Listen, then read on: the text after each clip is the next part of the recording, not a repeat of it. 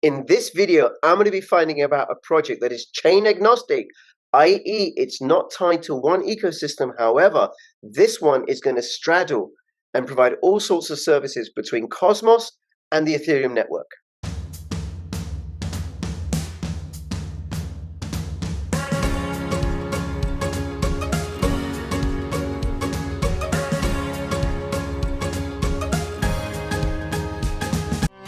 Take the first step towards online privacy. Get NordVPN. I invested £25,000. Today, that investment is worth £5 million. Say hello to our hero, the Hydrogen Energy Release Optimizer. Limitless power, zero emissions. Hi everybody, this is Crypto Rich, working with you to get rich with crypto, filling our pockets with crypto profits. I'm thrilled to be joined by John DiBernadino. He is the CEO, co-founder or something or other of Defund Finance. We're going to be finding out about that. Plus, there's a couple of other projects that you want to watch out for because we're going to be talking about them, including one which is going to be really, really revolutionary. So make sure you subscribe, follow, like, all that business. If you're watching this on YouTube or Twitter, please come over to Odyssey, bit.ly/CryptoRichOdyssey, because I post more material there than I do on my other platforms, and I'm not censored on Odyssey. Unfortunately, Twitter started censoring, and YouTube, of course, is shadow banning both my channels. Also, follow me on Twitter, CryptoRichYT, and join my official Telegram announcements channel. Hey, John, thank you so much for making yourself available. Thanks for having me. You're so welcome. And you and I, we were on a Twitter space together a few weeks ago with Cosmos Hoss and talking about, I can't remember what we were talking about, Cosmos projects and stuff. And I thought, oh, this project sounds a bit interesting, Defund Finance. So I invited you on, and you're going to tell us in a nutshell what Defund Finance is, and then we're going to dig into it. Sounds like a plan to me. All right. So do you want to start? Let us know, what is Defund Finance? For sure, yeah. So Defund Finance is really a blockchain for creating structured products, financial-based structured products directly on-chain, right? So in theory, you want to build an ETF, right? You can build an ETF out of Cosmos-based assets, so Atom and Osmosis. But you could also combine it with Ethereum and, let's say, Phantom. Now you have an ETF, equal balance, 25% across, or whatever in percent, but let's just do 25% across. 25% of each of these, auto-rebalancing on whatever period. So every week you want it to auto-rebalance the underlying assets. The cool thing about these ETFs is they're in the form of a singular token. So instead of depositing into vaults like you typically see in the crypto space, where you just put your money in, it's locked up for 21 days or however long, and you can take your money out and hopefully there's profit at the end. This is just like a standard token where you buy the token and then you have exposure to those underlying assets on all of those underlying chains. In essence, the same as buying an index fund of assets on traditional capital markets. Right. Okay. And yeah. Okay. So now, just to break it down for people who aren't financial savvy, as you are probably more financial savvy than I. So an exchange traded fund, ETF, on the blockchain. So let's say I've got, 100 Atom. And what I can do is I can exchange it. Well, using Defund Finance, I can then convert that 100 Atom to a token which then holds assets across, you said, the Phantom network and the Cosmos network and the Ethereum network. And then every week it adjusts it. It automatically rebalances it. And then the idea is that my fund grows and grows and grows and grows over time. But then what I've got is the advantage of being hedged across 3 different networks. Correct. In a nutshell, it's essentially buying the S&P 500 index when you go on the capital markets. That SPY ETF that everyone buys, or like your diversified exposure, you're safe. You can buy one of those created with Defund, if that makes any sense. Yeah. But I think the key differentiator with Defund is not necessarily just the tokenization aspect, but it's the location aspect. So you're not actually going to Defund to buy these assets. You're going to the decentralized exchanges or centralized exchange that you're already using. So for example, Osmosis own Uniswap. Exactly. You go on Uniswap and you can buy an ETF of the top 10 cryptos by market cap or by TVL, whatever metric is set for that specific fund. And it's a token representing that. Where you would actually use as the end user, Defund, is on the redemption mechanism. So what that means is you can actually take those tokens you bought and redeem it for the underlying assets in proportion to how much you invested. So say you put in 100 Atom worth, or let's just make this even more simple, $100 US worth of You own $100 worth of that S&P 500 style token. You now bring that to Defund, and it'll exchange for $100 worth spread across evenly of those underlying assets. Okay, but And there's so many different variations and permutations. I mean, is it that there's a shopping list I can pick from, or can I create my own? Yeah, so you're more than welcome to create your own. But the best way is using the exchanges you already go to, right? Because those exchanges, they are more targeted to their target audience. So if you're using this one exchange over and over and over again, say it's in the Cosmos ecosystem, Osmosis, you're probably more willing to buy Cosmos native assets. Yep. And whatever those assets are, you're probably going to have an interest on owning those assets at the end of the day. Yep. So those would be the funds you redeem for an Atom, Osmo, Kujira, whatever the heck is in Cosmos, and then you'll receive those physical tokens. Well, physical, but you get what I'm saying. Those actual tokens. And that's because of the way Defund is built. It's got this very unique architecture that it's backed by those underlying assets. All right. So if I want, so I use Osmosis a lot. So if I wanted to I'd go to your platform, and then I can pick which Osmosis assets I'm interested in, and then I'd get the token. And where's the token? I mean, is there a counterparty risk? Is the token in my Kepler wallet? Does it have a name? What does it look like? So you'd be buying these from Osmosis directly. They would be listed on Osmosis in a liquidity pool. Let's say we'll call this Fund 123. Fund 123 will be in a 123/Osmo pool living on Osmosis. And then you purchase it directly from Osmosis, and it would live in your wallet, just like any Osmosis token or any other token. Okay. And it would show up there just like any other token. Because at the end of the day, it is, for all argument's sake, just a token. It's what's going on in the background in the actual Defund blockchain is where all the magic is happening. Right. Okay. Now, would I get the pooling rewards for that token? Is it live? Is it live currently?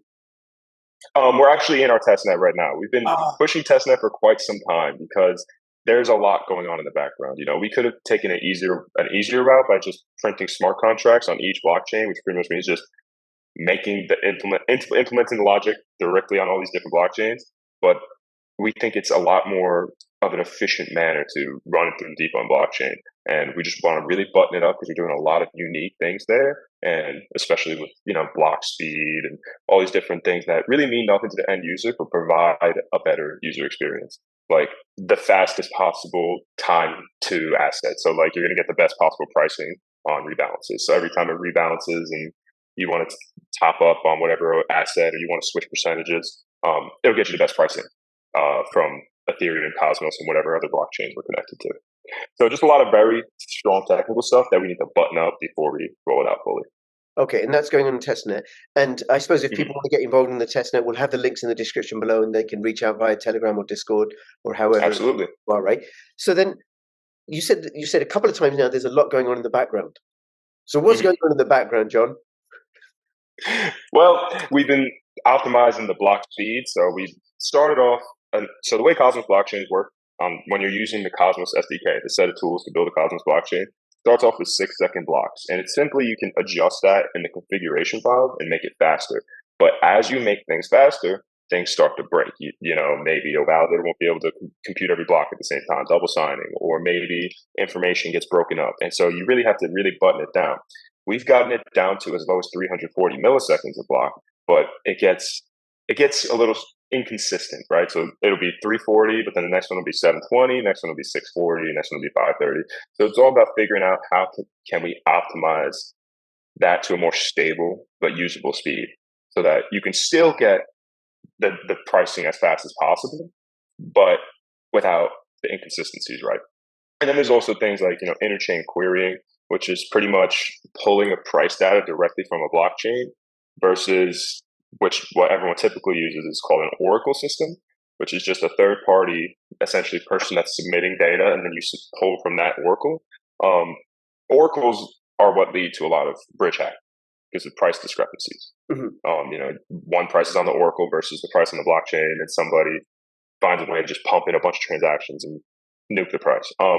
With interchain querying, that's not a possibility because you're pulling pricing data directly from that blockchain versus through a third-party provider. Interchain querying, though, is only implemented in the Cosmos ecosystem of apps.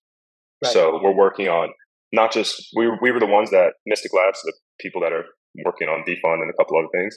We developed interchain querying, the spec for it, and now people have built out their own different implementations of it. And we're actually going from those different implementations, like, oh, we didn't even think of this. Let's put it into ours. So we're finding ways to make that even faster and more efficient, and then later get it on Ethereum as well, so that we can get instant pricing data on every asset for the most part. Okay, that's amazing. And you did say Mystic Labs is the project that's behind Defund Finance. Yeah, Mystic Labs is the dev agency that is managing Defund, and then a couple of other projects that will kind of come up in subsequent videos. So people really should subscribe to find out about those. Okay, all right. Now I'm listening to you and I'm thinking, oh my God, thank heavens you're doing this, not me, because like I'm in the background of a fridge. There's lots of complex engineering going on, right? Under the bonnet of a car, there's all sorts of mechanics and things and pipes and tubes and stuff, right? But I know all I need to know is how to use it. Correct. I know keep food cool in a fridge, open the door, put it in, close the door, and then take it out later on, right? And it will be cool. Okay. So then the user experience would be, I suppose, that I've got $100 worth of, let's say, Osmo. I take it to Osmosis Zone, and then I can decide, okay, I want $20 worth of Atom, I want $20 worth of Osmo, I want $20 worth of Secret, I want $20 worth of, what's the other one that's the sister token to Osmo? I like that one. It launched anyway.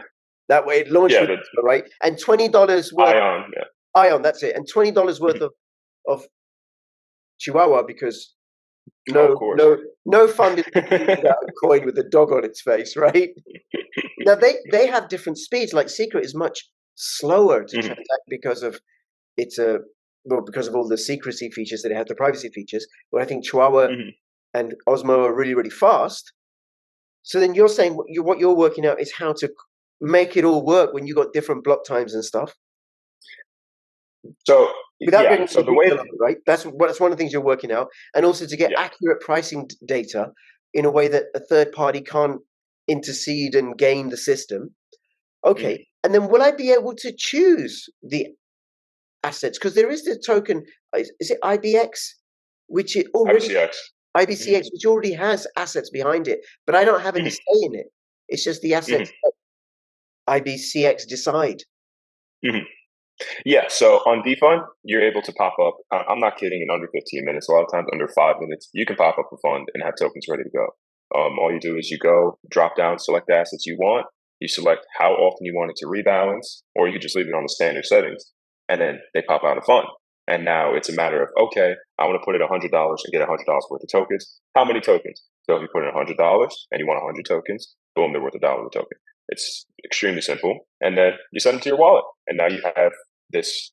It's all directly right in front of you. They'll click button, next step, walk you through the whole process, and now you have a fully diversified of whatever assets you want in your wallet. And now you can take these and do whatever the heck you want with them. Keep them in your wallet, let it sit over time, redeem it after 3 months if you want to, or maybe you're like, you know what, I want to start a liquidity pool on Osmosis. So you send them over to Osmosis, you pair it with a token and see, hey, maybe people like this a lot too. They want to throw money into it. And now you see the token price start to go up in relation to how much is deposited into the pool. That's a little bit of advanced, crypto financial terminology there, but at the end of the day, they're yours at the end of the day. That's not one of the biggest aspects that is missed with, traditional funds and also centralized ETFs. Like I remember there's the bull and bear versions on FTX and all these other different, centralized exchange created funds. You don't own those assets. These are fully self-custody. I mean, at any moment you can go and get those actual underlying assets, put them in your wallet, you own them. If you feel like, oh, you know what, I don't want to use this wrap token anymore. I don't want to have these assets diversified through a wrapper. I'll just go get them right now, bring it back to Defund, redeem it, and there you go, they're in your wallet. So you have the full flexibility of what tokens you want, where you want the tokens to live, and you can get the actual tokens whenever the heck you want, instead of having to go from blockchain to blockchain to blockchain through 16 different transactions. Just do it through one transaction. Manage your portfolio through Defund. Extremely simple. I think it's 5 or 6 clicks. I mean, it's super simple. That's amazing. Okay. And then I suppose, like, let's say I put $100 into this fund, and the risk is the price of those assets, the underlying assets, goes down. So then after a while, after 3 months, my $100 is now worth $70. Also, what I'm also counting on, I hold them long enough, I buy them at the right time, and then the value of the underlying assets goes up, and so the value of my fund goes up, right? Yes. And people watching, don't put in any more than you can afford to lose. Okay, and then I suppose you'll also have funds that other people have created, or I suppose like you have ETFs that are penny stocks, mining stocks. You'll have ETFs that are like blue chip stocks, so you'll have equivalent within the Cosmos ecosystem. But you can also do cross-chain funds, so a little bit of this Ethereum asset and a little bit of this. No. So what you stated in the beginning was chain agnostic. There's a reason. We want to have every asset available because at the end of the day, Defund has positioned itself as the toolkit to create whatever fund you want. And whatever fund you want means you need to have access to every blockchain. That is not always as possible as you think. It's very easy to get derivatives of underlying assets. So people will put it in a wrapper like WBTC or WE, and then they'll bridge it to another blockchain. And then you can trade that derivative on those blockchains. What we're interested in is those native assets.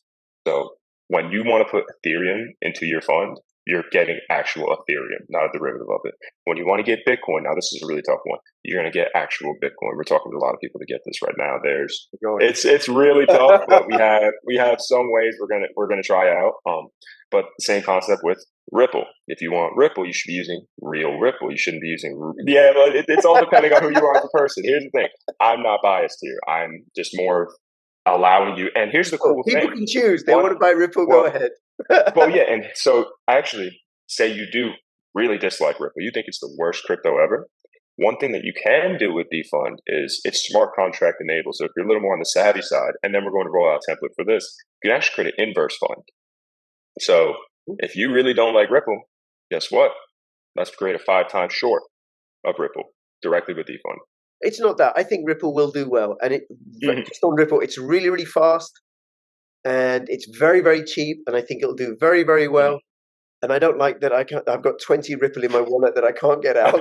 I did it once, right? And then it's very centralized. But never mind. But it's fine. Go ahead, right? Go for that. Yeah. But the amazing thing is, and I don't know if for people who aren't very familiar with blockchain, that really is quite something, because the Bitcoin blockchain is so slow, so archaic. And Ethereum relative to Cosmos is slow and archaic. And then to be able to communicate using the native assets, oh my God, that's like having Defund is some sort of Babel fish, from the Hitchhiker's Guide to the Galaxy, right? That you put a Babel fish in your ear, and then you can understand any single language across the universe, right? It all gets translated, right? So there's some sort of blockchain Babel fish that you're creating, because I know about wrapped assets, but native assets across all these different blockchains. I mean, without giving the game away about the other video we're going to be recording, what sort of wallet is that going to take? Because I can't put native Bitcoin or native ETH in my Kepler wallet or my MetaMask wallet or any other. It does have to relate to another thing that we're doing. Okay, you got to work around that one, right? Okay, but then Bitcoin's not available on a decentralized exchange. Well, actually, it is. It's available on Atomic Dex, I think. Yes, it is. Yes, and then Thorchain has native Bitcoin, but it's in a slightly centralized manner, but it's still native Bitcoin. And then there's other people working on it right now. But at the end of the day, it's not the exchange you necessarily need.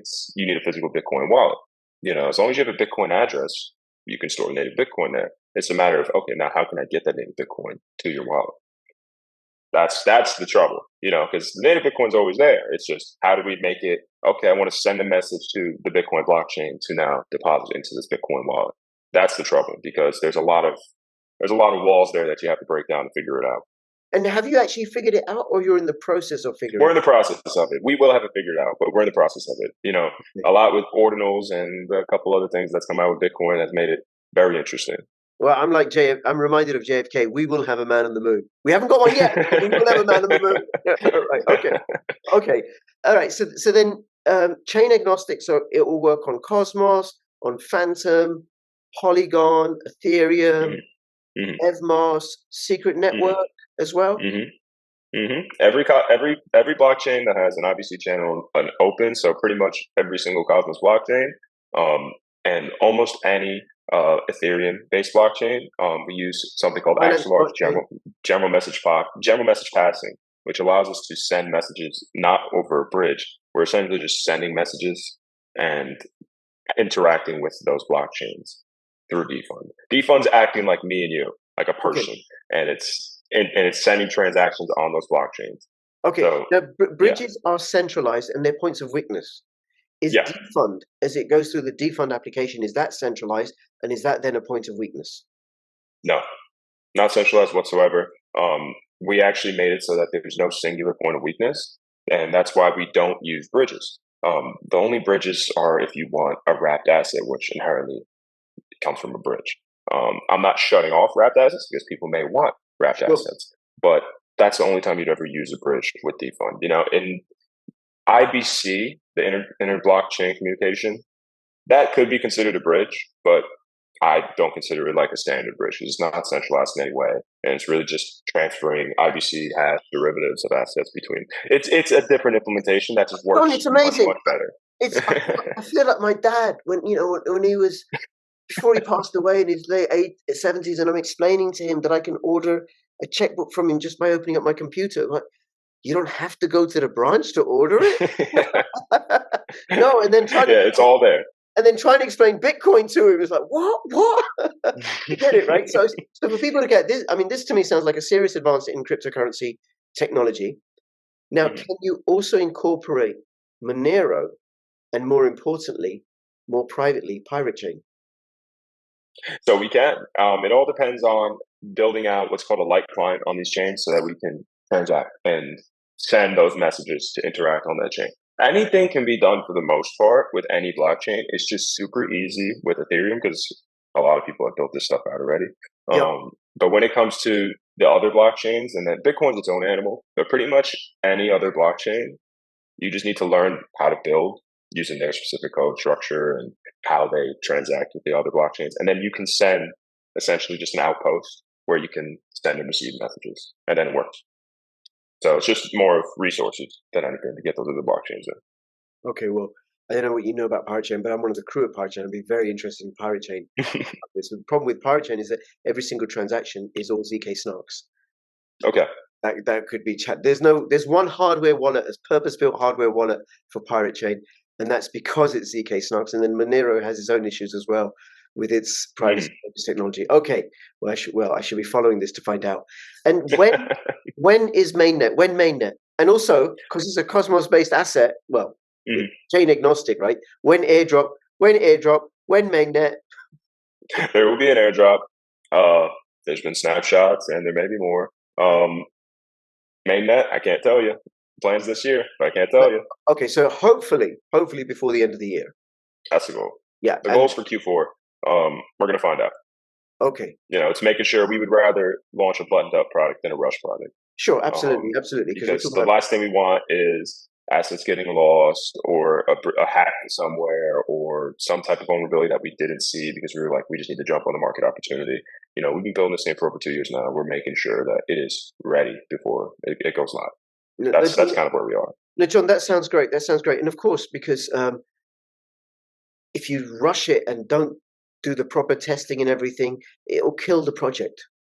Absolutely. And more importantly, customer funds will be lost. And that's the worst possible scenario where customer funds that will kill the project. If you don't want if my project fails because nobody uses it, that's one thing. That's my fault. But if customer funds are lost because we overlooked something or we rushed it, that is the worst possible thing. And that's double my fault. And how did I miss that? So you need to make sure that the thing is safe and secure, just like you would with a normal company or anything else you're doing. Sure. Make sure it's actually safe to use. So that's priority number one. Absolutely. Okay. And this will be an airdrop for people that hold assets within the Cosmos ecosystem, or are you also doing it for the other chains as well? So there may be other chains involved later on, but so far it's been Atom, Osmo, and Akash. Those are the three ones that we've announced airdrops to. There may be others. So we may involve some Ethereum assets. Okay. I'm going to ask you a question which I'm certain you're not going to answer. Do you want to say which other assets people might? I can't say.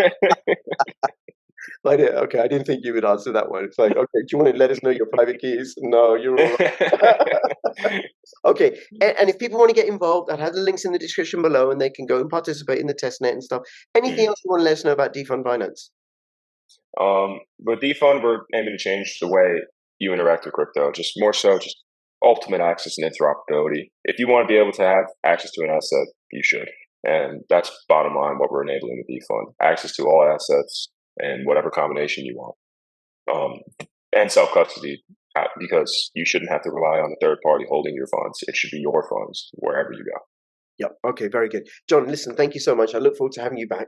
If anybody has any questions, let me know in the comment below. And even if you don't have any questions, give me a ticker symbol. Because even if that's your comment, that supports my channel, helps it grow and does something with the algorithm. Please like and subscribe and stuff. And what you're actually doing is revolutionizing the opportunity for investments within cryptocurrency. And we're going to be talking about another project very shortly, which is going to revolutionize security within cryptocurrencies. Okay, so thank you so much. And between now and when I see you next, please keep filling your pockets with crypto profits. This is Crypto Rich and Crypto John signing out. All the best. Bye-bye. Have a good one.